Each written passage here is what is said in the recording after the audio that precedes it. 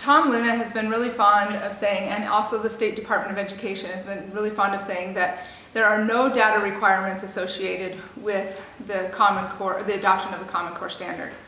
What he routinely leaves out is that several of the agreements that he signed, which also included the Common Core standards, also included several data requirements.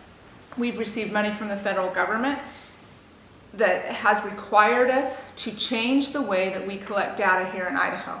We used to only send aggregate information to the federal government. Over the last few years, we have changed everything and so that it can be down to a personally identifiable level. So now there's information leaving the state that can be traced directly back to my individual children or your individual children, instead of group data that could maybe be traced back to a specific elementary school. This is concerning for many reasons. It is actually illegal for the federal government to have a national database of this nature. And so what they did instead is they required every state across the nation, and with a lot of funding from them, to create systems that could speak to each other across the state and then also could speak seamlessly to the national government.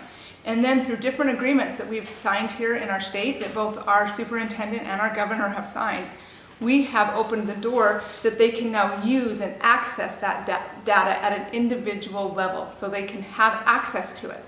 Now, they are not supposed to store it, but as we know, once data has been taken, it's really difficult to track whether they've actually stored it or destroyed it. So basically what they've done is got around this law of having a national database.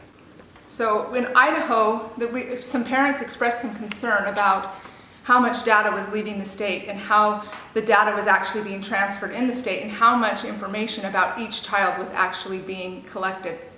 And so we took our concerns to the legislature this year. And Senator Getty was one of the individuals that we believed was going to take seriously putting in a data privacy bill that would help us and give some parental rights back. And with an exchange with him and explaining how much information was accessible and how many people, the testing companies, the school districts, how many people actually have access to this data about your child. And when I expressed concern about that and wanting to put a strong data privacy bill in place, his comment to me was that if you don't want your children involved in this data, then you homeschool your kids. That was his answer. And we tried really hard to work with him to put in a data privacy bill that would actually give the parents the right to consent or to opt in to all of this data collection.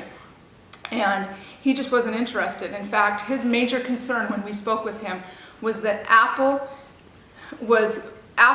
had concerns about not having access to this data, and that he was worried that we couldn't get the Apple products at a reduced rate if we were not allowing them access to this data.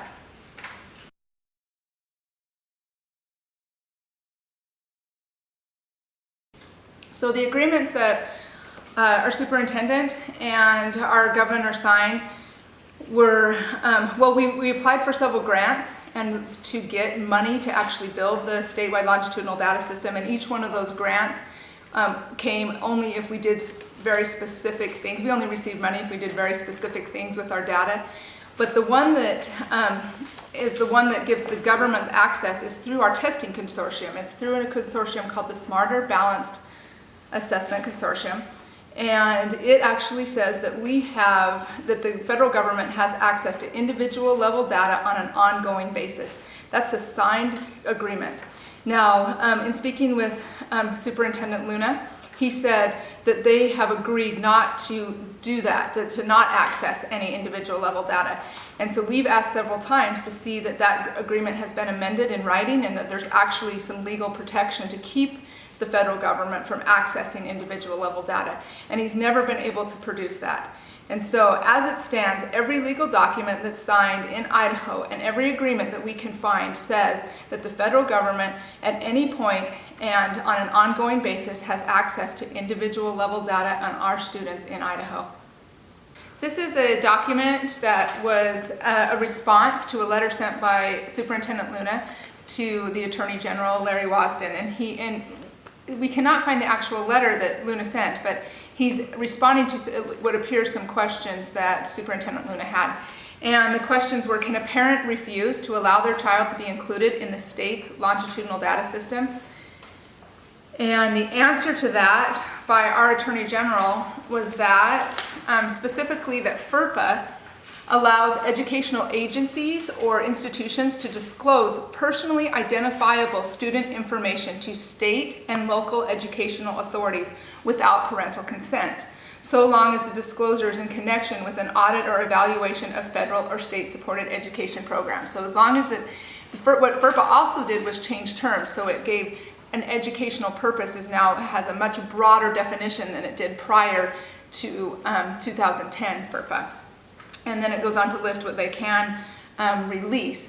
So again, it's broken down to a very individual level, student level data. And then he goes on to say that, thus, so long as the student information included in the statewide longitudinal data system is collected for purposes of auditing or evaluating state or federal programs, parents have no authority under FERPA or any other federal or state law to prevent school districts from entering such information into the SLDS. So it goes back to what we were told before, that if you want, unless we work together and do something and get a strong data privacy bill here in Idaho, that any information that they have access to in educational record is now free game for the federal government and for other state and local agencies here in Idaho.